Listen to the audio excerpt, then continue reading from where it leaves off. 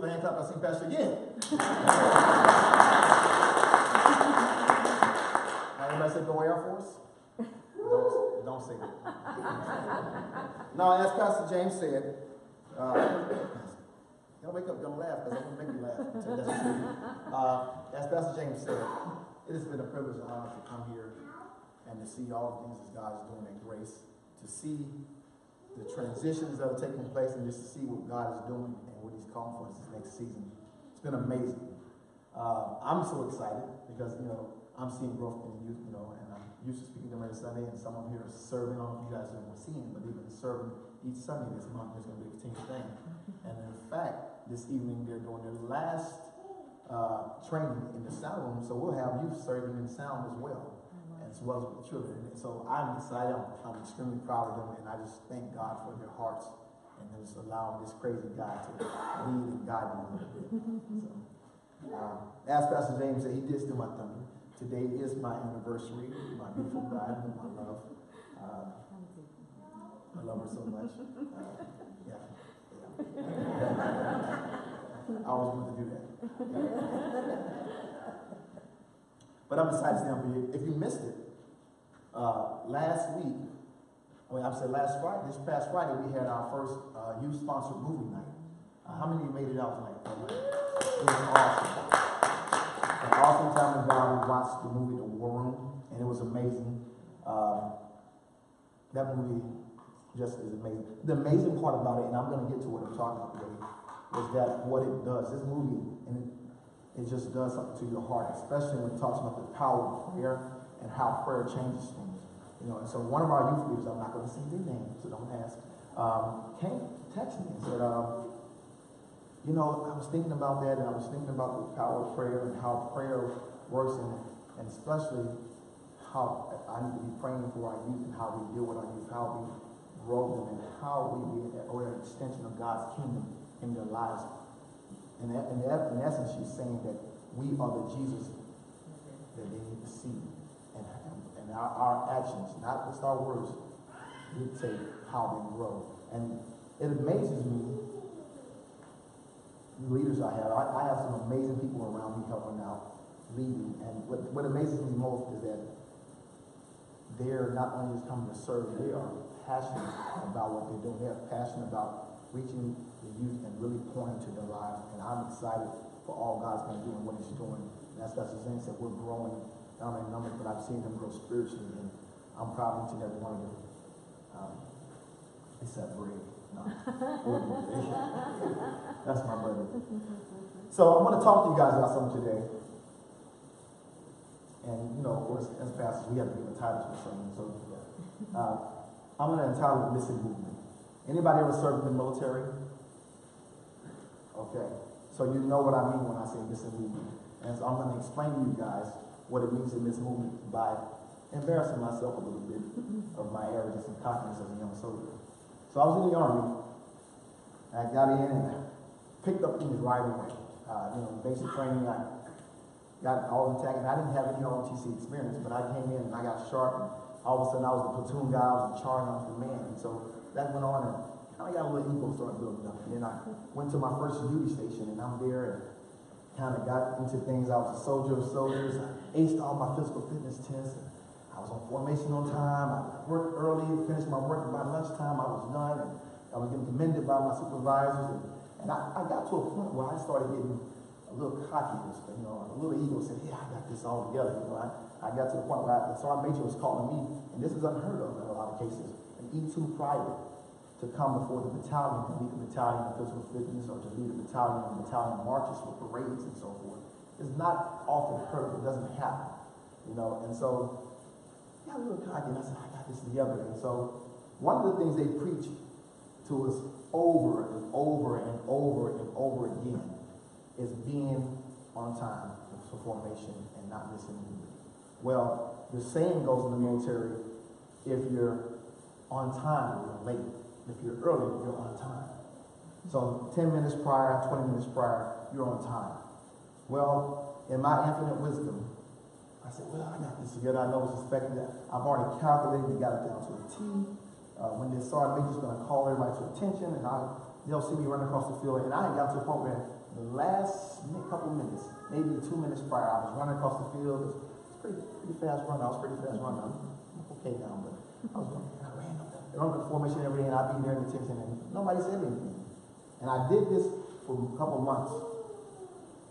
And then all of a sudden, one morning, got up, and I was actually a little later getting up than I normally would to get out there at the last minute.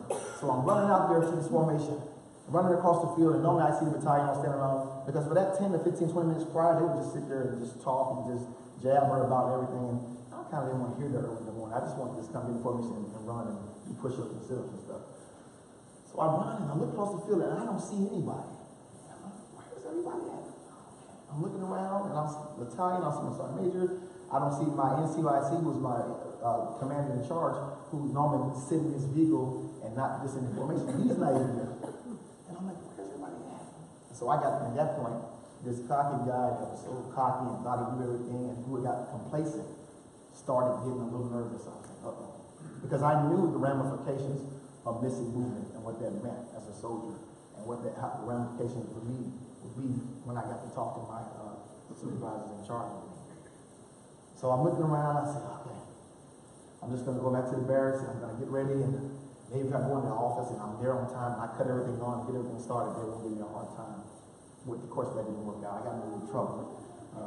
Look, counseling statement and had to do some duties.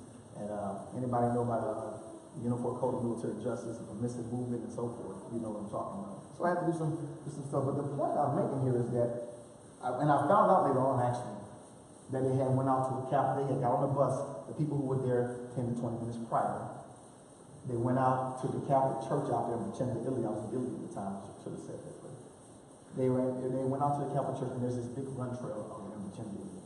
And so they were running the battalion run out there. Had I been there on time, I wouldn't have missed movement.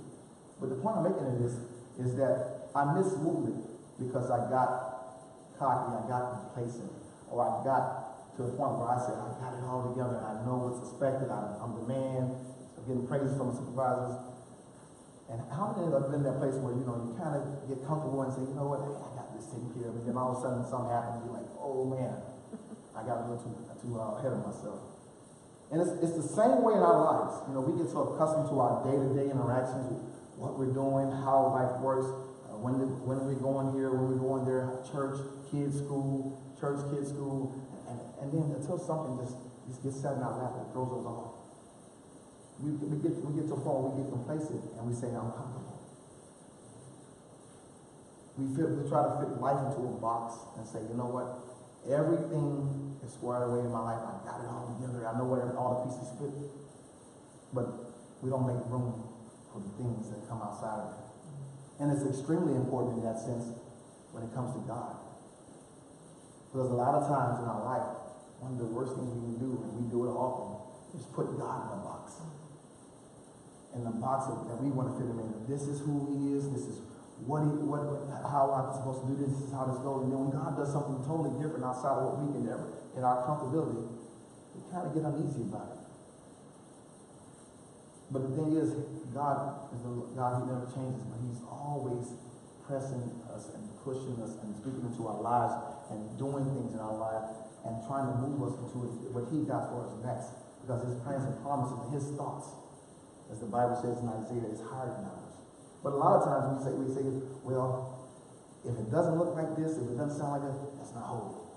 If it doesn't look like this, and it doesn't sound like that, that's not God. And a lot of times I think we put God into a box and we kind of put ourselves in a bad position because when he moves in a different direction than we're used to, we find ourselves backpedaling or feeling out of sort. And this was especially so in the lives of a couple of people I'm going to talk about today. Anybody familiar with the Pharisees and the Sadducees and scribes in the Bible, in the New Testament? Yeah, kind of sort of, yeah. Those guys who wore all these pretty vestments and colors, and I don't know what those headpieces were called. I do know them. The point is, the Pharisees and Sadducees were this sect of people. They were the people, the priests who were over the people. They were the priests who were in charge of giving God's law to the people and telling them what God expected, what God wanted, and how things should flow. And they read the scrolls to the people, and they were in the synagogue and made sure things ran together. Well, What had happened was the Pharisees and Sadducees had got to this point where they started inserting their own traditions, their own feelings, their own opinion into God's word. So here's this law was given at the time of Moses. By the time it gets to the book of Matthew here, they've taken and they've added extra steps to everything and really tied a real yoke upon people's neck, and to where it was heavier and one that they actually wanted to even try to carry themselves. So, and to give you an example of what it looks like, let's say that the law was you shouldn't touch that chair, for I'm the Lord. Well, they would say, well, you shouldn't touch the speaker that's in front of the chair because I'm the Lord. And then they would go even a step further and say, you know, you shouldn't touch the pulpit, which is in front of the speaker, which is in front of the chair, because I'm the Lord. So they kept adding and inserting these things into the word that was not there. And then here comes Jesus on the scene. And he didn't come looking like they thought he should look, or dressed as they thought he should be dressed, or in the stature which they thought he was be. And so they couldn't receive him, and they actually missed movement. These same second people who have been the ancestors have prayed centuries and centuries for the coming of the Messiah, the Lord who's going to come and save us. He came, and they missed movement. Why did they miss movement? Well, to be in their own defense and their own understanding, they were looking for a warrior and a judge and an executioner who's going to come in and who was going to tear down things and restore things and I think they were looking for somebody who was going to come in and just start zapping people, you know, who didn't believe and who didn't do things their way. But that didn't happen. So they couldn't receive Jesus as Messiah. I think that if he had come down, and let's say Jesus had come down in this big, white, brilliant robe, muscles like Lou Ferrigno, and he came in and he was zapping and I rebuke you, and boom, and knocking down Roman emperors and guards and throwing, and then they would have said up their mouths, here's the Messiah, Yeshua, who we've been waiting for, whose sandals that we are not fit to fasten. But in fact, he didn't come as that person. He came as a redeemer, a healer. He came as someone who came to restore the kingdom of God. And what I mean by restore is to set things in order and put things in perspective. So I want to share with you 3 different occasions to help you understand this situation that Jesus came into the Pharisees and scribes. We're going to start at Mark chapter 7, verses 1 through 8. And it reads, the Pharisees and some teachers of the law had come from Jerusalem, gathered around Jesus, and saw some of his disciples eating food with his hands that were defiled, that is, unwashed. The Pharisees and all the Jews that do not eat unless they give their hands a ceremonial washing, holding the traditions of the elders. When they come from the marketplace, they do not eat unless they wash. And they observe many other traditions, as the washing of cups, pitchers, and kettles. So the Pharisees and the teachers of the law asked Jesus, why don't your disciples live according to the tradition of the elders, instead of eating their food with defiled hands? He replied, Isaiah was right when he prophesied about the hypocrites. As it is written, these people honor me with their lips, but their hearts are far from me. They worship me in vain. Their teachings are merely human rules. You have let go of the commands of God and are holding on to human traditions. As I said, here are these second people who consider themselves the elite, the holy ones, the ones who had it all together. But then here's what Jesus is saying, you have let go of the things of God, and you got so focused on human tradition. And to be honest, a lot of times this is what goes on today. And I'm not saying grace because we're not in this book.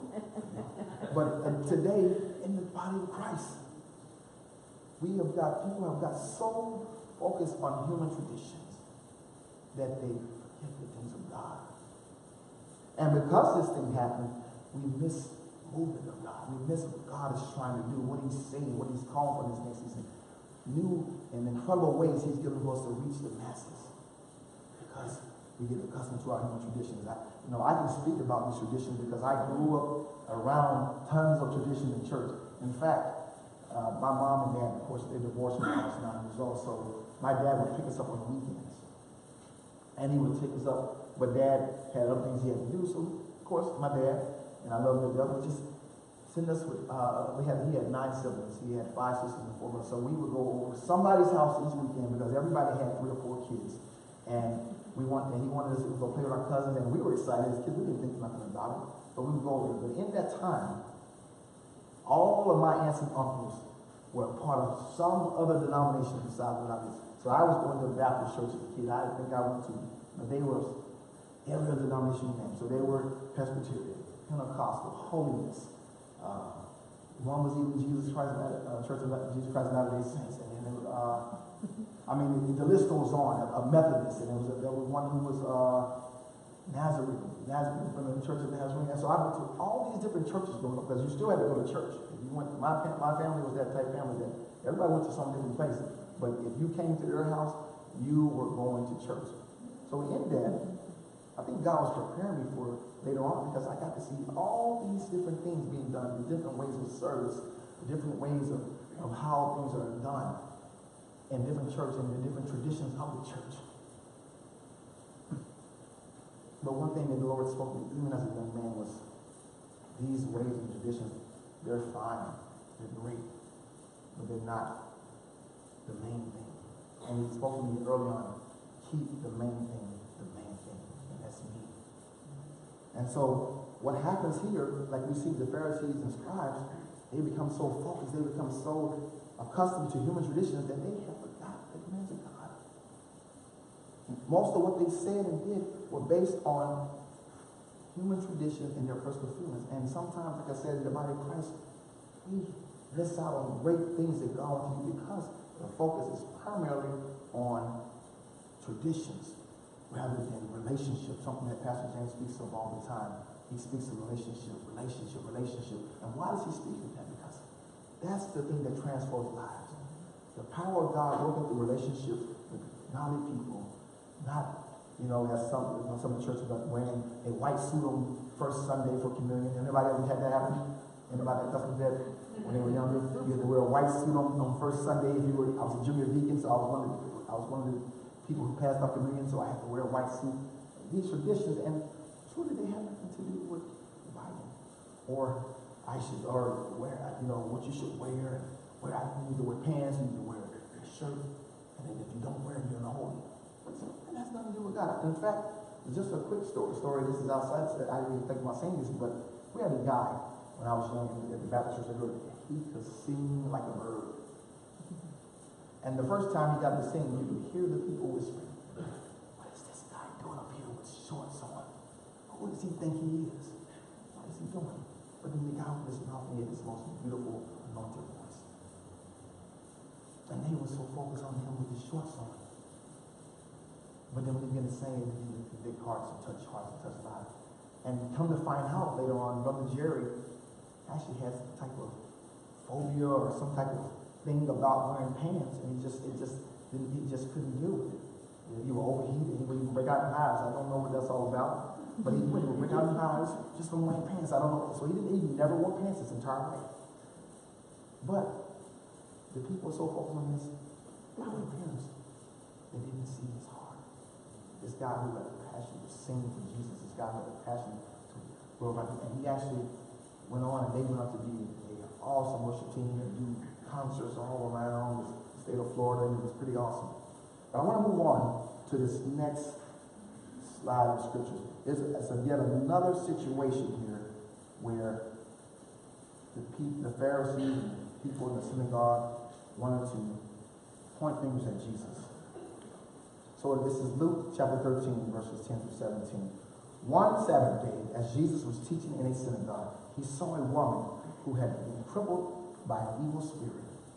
She had been bent over for 18 years and unable to straighten up.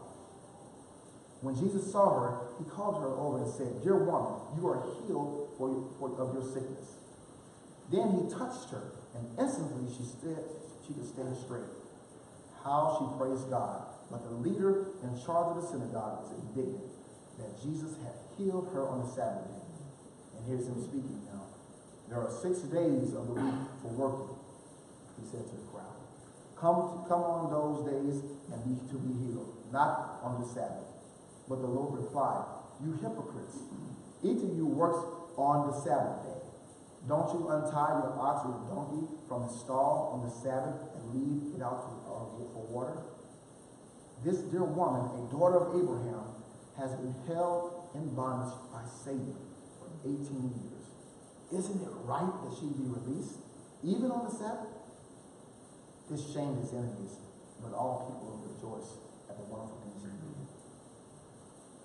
And what stands out to me here is, and the one before, the people, the scribes, Pharisees, and people in the synagogue were so focused on what he was doing, or how he was doing what he was doing, that they didn't see what he did.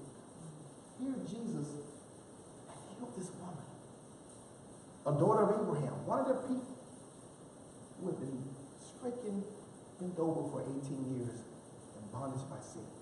But they were more concerned with he did it on the Sabbath than they were that she was set free. And it troubles me because a lot of times in the body of Christ, it's the same thing. There's so much focus and emphasis on how somebody does something that we also miss what is being done. We miss chances, as Pastor James says, to celebrate wins from the kingdom because we get stuck in the tunnel vision of how we think things should roll and things should play out. And sometimes we miss out on things even in our personal lives. When the Lord is wanting to do great things in our lives and open doors for us and we're seeking these things, but if it doesn't come dressed up or looking the way we think it should, we pass it over or we push it aside or we miss it altogether. And ironically, I can tell you this because I'm a witness to sometimes things that God wants to do in my life and things he was saying, "Hey, this is how I'm going to do this." Because it didn't match up a lot of what I wanted or how I thought it should happen, I missed out on a movement of God in my life. But the Word of God says, in our weakness, he is made strong. In our weakness, he does great things. And the Bible says, "So that no man may boast in the Lord." So I want to share with you one last thing on here. In Mark chapter 3, verse 1 to 6. So I promise you that's the last one we're reading. I like to read it. It's the last one I'm reading, I promise you. Jesus went into the synagogue again. So went in there again. And notice a man with a deformed hand. Since it was the Sabbath, Jesus' enemies, once again, they gathered around to focus on what he was doing, and how he was doing something, or when he did something rather than what he was doing. Watch him closely. If he healed this man's hand, they planned to accuse him of working on the Sabbath. Jesus said to the man with the deformed hand, "Come stand in front of everyone." Then he turned to his critics and asked, "Does the law permit good deeds on the Sabbath, or is it a day of doing evil? Is this a day to save a life or to destroy it?" But they wouldn't answer him. He looked around at them angrily and was deeply saddened by their hearts. Then he said to the man, "Hold out your hand." So the man held out his hand, and it was restored. At once the Pharisees went away and met the supporters of Herod and plotted to kill Jesus. Here again, like I said, concerned with how he did what he did rather than what he did not. And I want to share a little story with you. This is one of my first pastors. I went over to help pastor in a church where a friend was just trying to grow his congregation, and he asked us to come over. And ironically, I don't know what God is doing to him. His name was James. And I don't know what's going on with that. I mean, this is the third James I've served under. That's the true statement. I'm like, well, what is with all these James? So I don't know. Good man. He's a good man. Yeah, probably you are. But so a guy came in, and Pastor James was getting up. He just got to speak, and a guy came in with this huge cup. There's 7-Eleven gold cups. Anybody seen those big gold cups? Well, He also came in with a jaw that looked like Mike Tyson had punched him in, full of dip. So when he came into church, and he wasn't shy about it. As soon as he walked in, I'm telling you, I was right in the back of the house. And as soon as he walked in, he and stood right in front of me. So he wasn't shy about it. So all the people, the deacons and stuff at the time, they were ready to rush over, and they called themselves guardians, but then they just kind of kept eye on things. They were ready to tell him to step out there, a couple of dip, and don't. And then Pastor James said, leave him alone. From the pulpit, leave him alone. And so they were like, it looked like a state of shock on their face, like, why? This guy came into God's house, into God's sanctuary, with a cup of dip in his hands in church. So I can hear the whisper of deacons and people were looking back, and some people were distracted, looking back. Because, like I said, he wasn't shy. The whole service he kept quiet, and he was spitting to it. And it was just horrible. It was horrible. But this man sat there and came for the next couple of weeks faithfully in the back row, last seat in the middle, with this cup of beer. And he would do it every Sunday. It was just, I'm not trying to be funny, but I'm being serious. I'm trying to paint a picture here. So it could have been distracting. But people were still chatting. Oh, this guy's still disrespecting God. So look what he has on. He's got on overalls with a t-shirt and it's dirty. What is going on, man? Because it was a big country farmer guy. He was huge. Yeah, it was big. And so anyhow, a couple Sundays went by. You see this same guy with his dip cup. He moves up mid-row. Still dipping his cup. Still spinning his, he wasn't shy about it. And then the next couple of Sundays, this big country guy, he moves up another 2 rows. Still, he's dipping his cup. And then all of a sudden, one Sunday, he came in the same middle rows. He didn't have a dip cup. And then the following Sunday after that, because I was watching these things take place, and he came up and he sat second row from the front. And for the next couple weeks, he sat there and he didn't have the dip cup anymore. And then the next thing you know, this one Sunday, all of a sudden, the invitation is given. And this guy gets up, this big old guy, and he looks around, and, the other neck cracked in, and he walks up front, and he receives salvation. And let it be known, this guy is now, at that church, one of the greatest workers in the field, in the men's ministry. He's touching lives. He actually founded a building for the homeless ministry, so they do feedings every week, and they have food provided at the center, the Breakthrough Center, and they're doing wonderful things for God in Virginia right now. All because Pastor James didn't miss the movement of God. He saw past what everybody else was seeing. Everybody else was looking at the man and what he had on and what he had in his hand. They were so content to focus on that because it was outside of what they were used to. It was outside of what they felt was holy, what was sacred, what was right. But Pastor James saw past that and saw the movement of God. Because the fact that this man had come to church, the fact that this man had came in, meant more than anything else. And what if he had said, take him out of here and tell him to put the cup down, you can't come into church. Don't tell him to come back inside unless he puts the cup away. This guy probably wouldn't have been a trailblazer for the kingdom of God. And I wonder how many times in the body of Christ that more people are pushed out of a door before they get in because of traditions or customs or what we feel like we know to be right, what we know to be so, and what's holy, what's not holy. And the Lord Jesus said in the Bible, he said, it's not what goes into a man's mouth that makes him unclean, but that which comes out.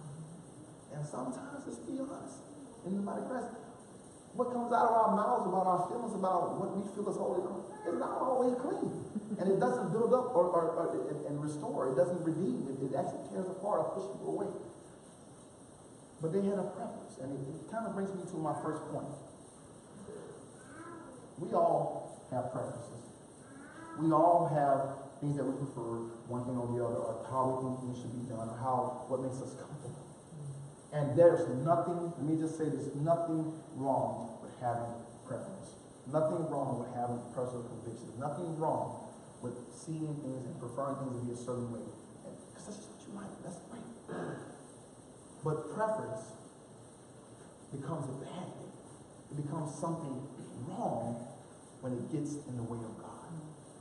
When our preferences, what we like, what we think things the way we should be, or the tradition and custom we're used to, or it's not the way I grew up, or it's not the way I'm used to doing it, or the way I'm used to seeing it done, it gets in the way of God.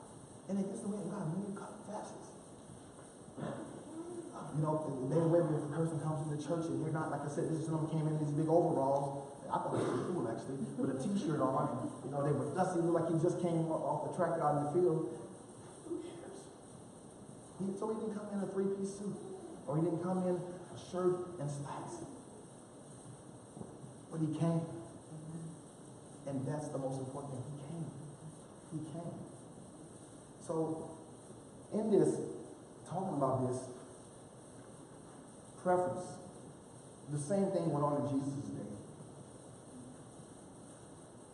In the book of Mark, chapter 6, verse 1, says, Jesus went to his hometown. I'm not going to read this, I'm going to just paraphrase it. I just want to read one verse of it. He came to his hometown, and Jesus had been all around, healing, touching lives, healing the sick, raising the dead, just moving mountains. And then he came into his hometown. And he started doing great things there. Then all of a sudden, his own people, the people he knew or the people he grew up around, the Bible says this right here, it says, then they scoffed. He's just a carpenter, the son of Mary, and the brother of James, Joseph, Judas, and Simon, and his sisters live right here among us. They were deeply offended and refused to believe in him. So, because of their preference, because he wasn't in priestly garments or he wasn't astute in standing as a scribe, they refused to receive him. And ultimately, what ended up happening is that the Bible says Jesus did not do any miracles there because of their unbelief. He went on.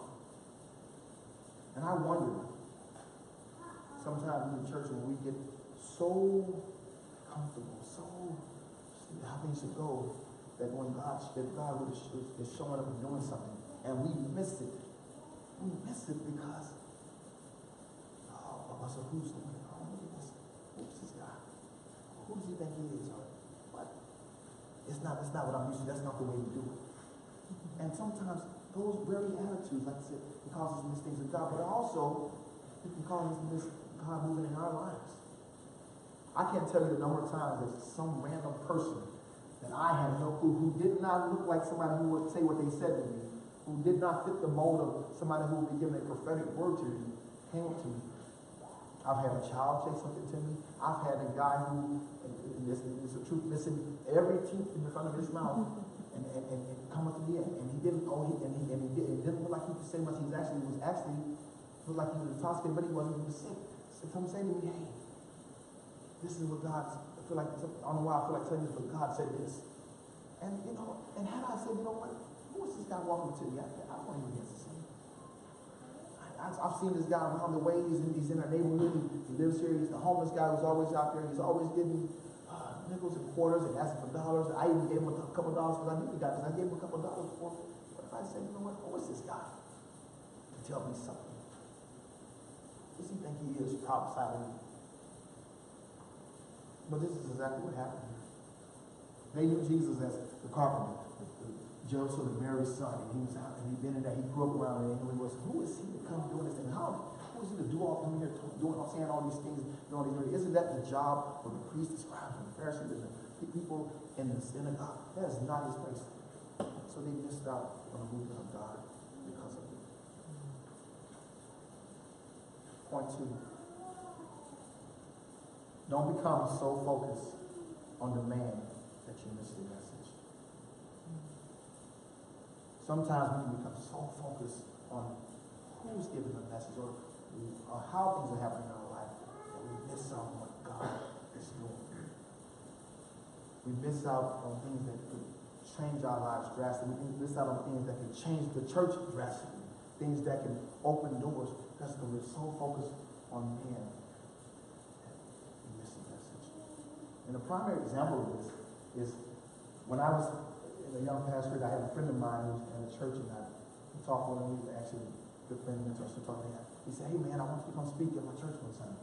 I said, okay, I'll come speak. Well, what have y'all been talking about? I'm trying to understand where do you feel God what's God doing to you guys this evening as I'm praying and asking God His leading? He said, well, I've been just speaking to them about God is no respecter of persons. I'm trying to really see the context of what that means. God is having no favoritism. He doesn't look on one person differently than He looks on another. He doesn't esteem one person higher than another because of what he had on. He doesn't esteem another person lower. And so I said, okay. I said, okay, I got it. So I prayed and I called and I said, hey, can I come to your church in jean shorts, t-shirt, and tennis shoes? And he paused for a second, of course. I said, there's a reason behind it. And he said, sure, come on, go ahead. So I walk in, and we have the two greeters at the door. And of course, they're talking. And I walk in, t-shirt, I think I had on this little plain white t-shirt, and I had some jean shorts, and I had some white Air Force One on. And so I came in, and the young lady said, she looked at me, and she said, oh, yeah, you can sit over there. Yeah, right here. And then she kept talking. Didn't say hi, didn't say how you doing, hey, glad to see you here. So then the service goes on, and it's time for me to come and speak. And I had told him, I said, I'm going to sit in the back, or wherever they tell me to sit on purpose. And so, all of a sudden, he says, hey, you got a speaker here today, you got a young guy, he's happy to speak with you guys, he's excited. Let's have Renell Adams come up. He's a great friend of mine. So I stand up and come up. The same young lady, all of a sudden she runs over to me. Hey, Pastor, would you like a water? You want something to drink? You need anything when you go up? And I just smiled. And I went up and I said, I'm great, thanks. So of course, you know, the context of following my sermon was kind of in conjunction with his. And then she came back, she said, you know what? That touched me. And I told her it wasn't just for you, it's for us in general, as body of Christ. Because in general, they looked at me and saw this guy in jean shorts and tennis shoes, and they said, oh, he doesn't belong here, he doesn't fit. Because look what he has on. That's not holy. Who says that that's not holy? Who says that there's not something wrong with it? We say it. Like God, we have developed these things in the body of Christ that we feel is, and I trust me, I was one of them. I had my three-piece suit on. I had my Stacey Adams, because that's my cousin, on. And I had everything. Who says that? And God does something. That doesn't make you wrong. And actually, to be honest, the Lord said to me, you're kind of mirroring and doing with the very people that you guys talk about and read and say, oh, those Pharisees and scribes, Sadducees, I can't believe that they were like that and they were so focused on outside things that they couldn't. We do it too. We do the same thing. Maybe we're not wearing jewels and investments and hats and parchments, and maybe we're not doing satchels and all this, but if it doesn't fit our mold, we don't see it as holy. And I'm not saying, let me just make this clear, I'm not saying there's something wrong with someone who desires or has a preference to wear a shirt and tie, has a preference to wear a suit. I think that's honorable. If that's your preference, then that's great. But where it gets in the way is where we try to enforce or impose our view that's unscriptural on other people. And sometimes we make people feel bound before they even get free.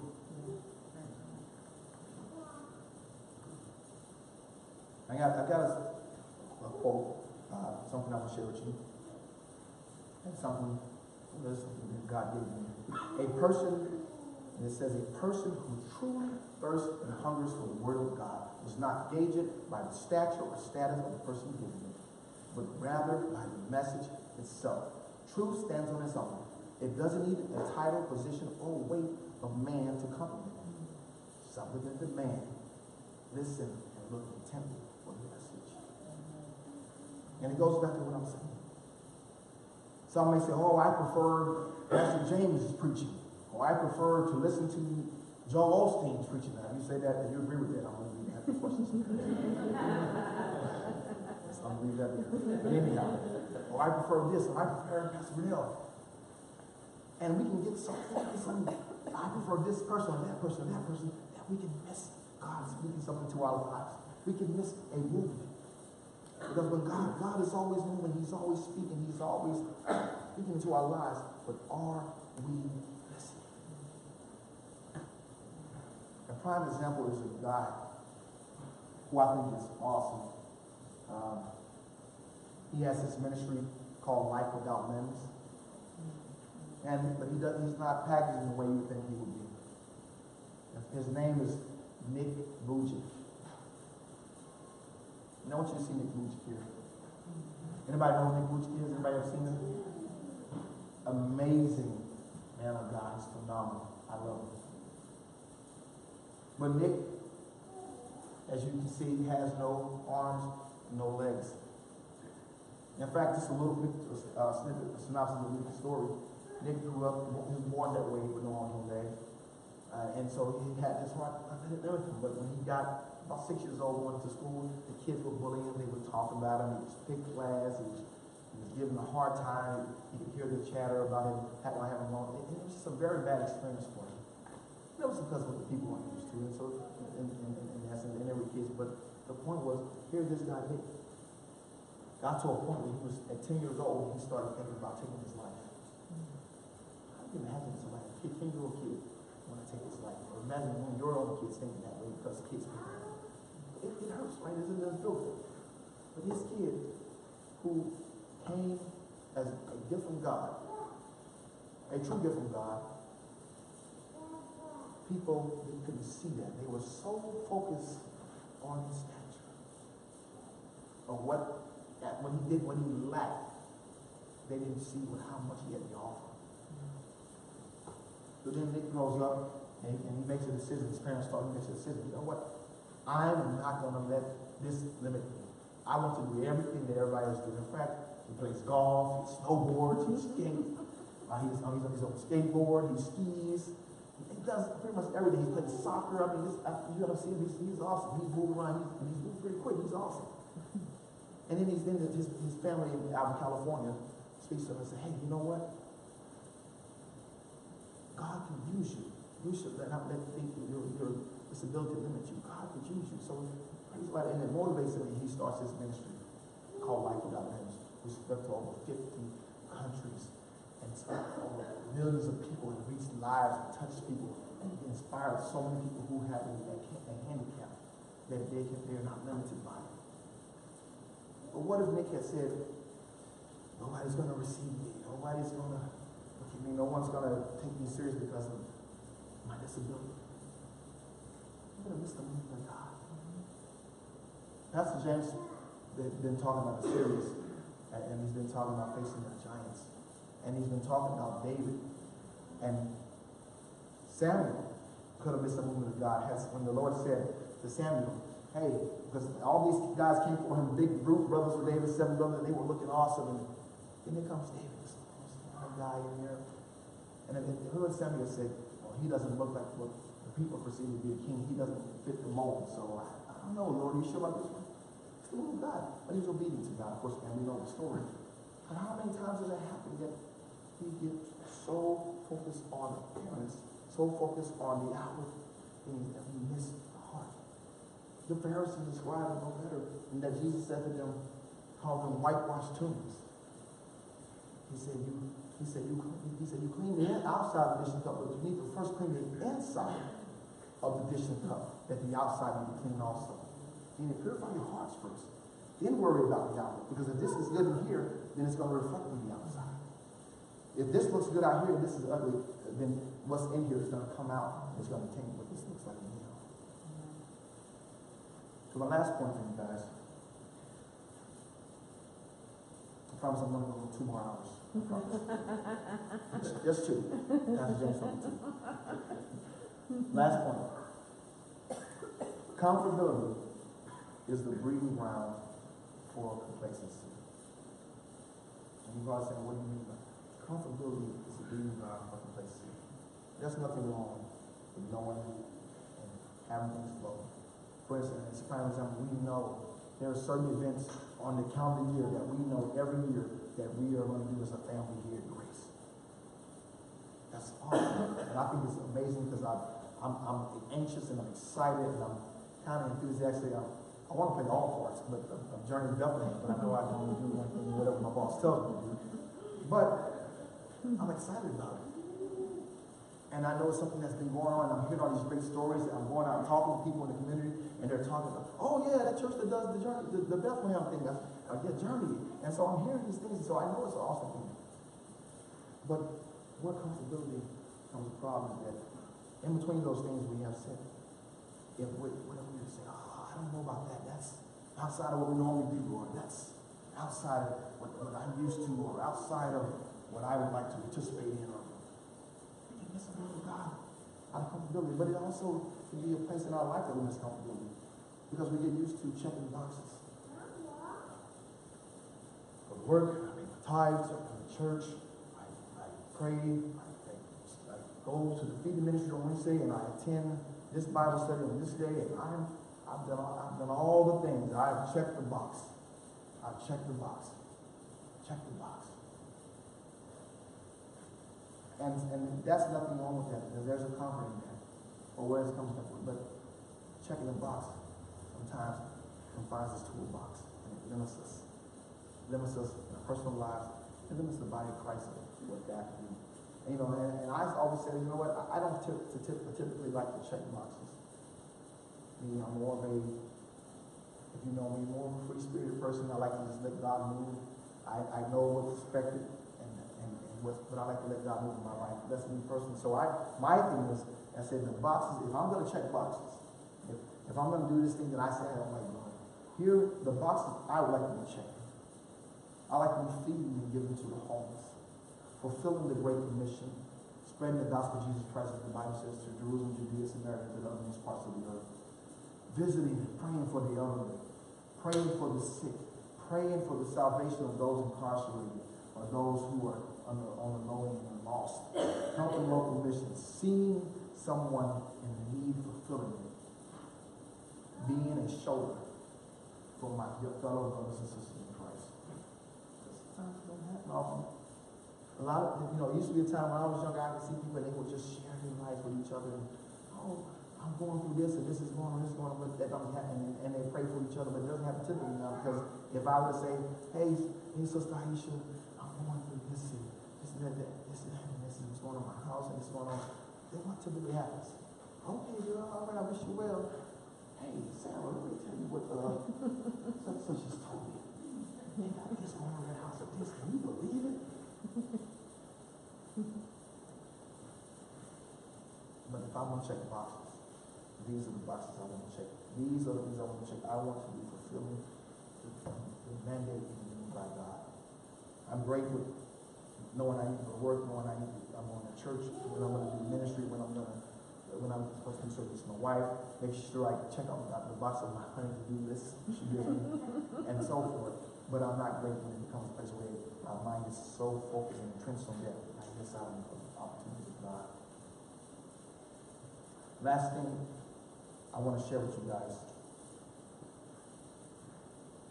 is another quote that I have. It says, the greatest fulfillment comes to the mind that leaves room in the database that are open, basically. Scrape off the scraps.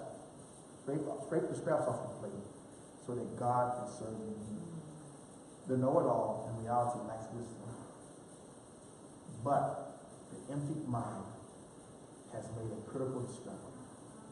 He has made room for God. The last thing I want to leave you guys with is the greatest thing that we can do as a body of Christ in our individual lives. The greatest thing we can do is always make room for God. Always make room for what God is speaking, because He's always speaking. But we're not always listening. Some may have things that you set out to do and dream, and it didn't come the way you thought, and didn't happen, or it wasn't looking the way you meant it to be, and you put them to the side. Or sometimes in the body of Christ, because something doesn't come dressed like we think it should be dressed, we push it to the side. But what if we emptied our minds of all these traditions, these different things that we focus on so hard on, not dismissing them totally, but just saying it inside, you know what? I want to keep making room. I want to clean up and be colorized. Now, I'm going to tell you right now, I don't like when my wife tells me to do this. I don't like any man can attest that. My wife says, let's clean up and let's organize things. Raise your hand if you like that. Raise your hand if you don't, because I don't like doing that. I'm going But what if we said, let me declutterize these things and make room for God? Because maybe God is trying to do something new on my job for me. Maybe it's a promotion, but it's not coming the way I think it's going to come. And so in my weakness, he's made strong. Maybe it's in my marriage. This is not what I grew up seeing my mom and dad doing, or what I grew up seeing my family done, or how I've seen marriage depicted when I grew up. But God is trying to do something new in my life, in my household. Or maybe it's in what God is taking me. Maybe you said, you know what, I feel like I'm going to be doing this. I'm going to be on the worship team. And God said, no, but I got something great for you to do in children's ministry. Or I'm going to be an usher. But God said, no, I want you to actually be an evangelist and go out and speak to the nation. What if we said we made room in our gathering? We scraped off the scraps, and I'm talking about the things that we put in our place and said, this is what I feel, this is what I want to do, this is how I think things should go. And said, Lord, I put those aside, and I'm open to you. I can tell you the truth, it will change things drastically in your lives. Why? Because I'm going to speak about it. Because actually coming out here, the last place that I thought I was going to do ministry that God started speaking about was California. But this is the call I got. It was California. And I was thinking, I said, all places. And in fact, just to give you a quick snippet before we end, a lady came to me about 8 to 9 months prior to me even beginning to apply and look for a full-time pastoral position, and said, hey, Pastor Adams, she was one of the ladies that went to the first church. She said, hey, you know what, I seen you, I just felt like the Lord came to tell me, you're going to be doing ministry in California. Watch what I tell you. And at the time, and of course, me and Sister Alicia had breakfast. So I looked at her and said, Sister Alicia, you don't lost your mind. I ain't going to California. That is going to happen. You want to make God laugh, tell him what you're not doing. Okay? And so I said, that's far, all the way across the country. That's not, I need to be closer to the East. The God brought us over here. But I began to say, we began to pray and say, Lord, stretch us. We emptied our minds, my wife and I, and said, your will, not our will, be done. Your will be done, God. Whatever you're calling for this next season, whatever it looks like, whatever you tell us to go, whatever you say, whatever you're calling for, however you want us to reach masses, wherever you place us, we'll go. And I can tell you when I did that, the peace of God rested upon me. And I assure you, if we scrape those scraps off and we put those things aside, the peace of God will rest upon your life. It will change things drastically. Why? Because we've made room for God. We've allowed God to do something great in our lives. We've allowed God to change things and to make and mold things. Because there's something that I always tell people. There's 3 P's. And I'm going to say this last thing, and I'm going to pray. And then Pastor James is going to come up and speak. There are the 3 P's. There is a process to prepare you for the promise. And I'll say that again. There's a process to prepare you for the promise. And sometimes, whether it be in your personal life or in the body of Christ, the process doesn't always look like what we thought it would look like. It doesn't always feel comfortable. It doesn't always present itself in a way in which we are accustomed to. But it's preparing us. It's positioning us. It's molding us. It's shaping us for the very thing that God has for our life. And I look out here in the audience and I see trailblazers. I see game changers. I see people that are going to be monumental in the kingdom. I see ambassadors of Christ out here. Monumental people that are going to make monumental changes for the body of Christ. And what does it look like? And I said, what we said today, Lord, I've tried doing it my way. I've tried working down my way. I've had my own thoughts about how it's going to flow, how it's going to work. But now, I want to dismiss all these thoughts. I've tried it my way, and it seems like it's not working. I'm running into more obstacles than anything else. I want to make room for you. I'm emptying my mind. We're getting ready to go into services. We're growing, and it's a blessing. And it's phenomenal to see all that God's doing here at Grace Community Christian Church. And so we're getting ready to launch 2 services. And what is it going to look like when we say, you know what? Hey, I have no reservations about 1 or 2 services. I have no reservation about how things move. I trust my leader to say, you know what? If God gave me a vision, let's run with it. And we move mountains for the kingdom of God. That's when the glory of God comes. That's when we see things see things shape up and shift us. Because we don't miss movement. We grab it by the horns and roll with it. Let's pray. Father, I thank you, Lord. I thank you, God, that you are a God who is greater than I can even fathom.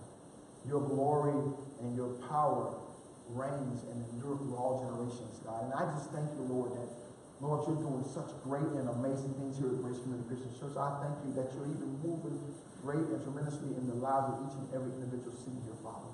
And Lord, I just pray, Father, that as you begin to move in their lives, Lord God, that they will make room, Lord God, for what you're speaking next. And Lord God, that the traditions, the things that we're used to and what we're accustomed to and things we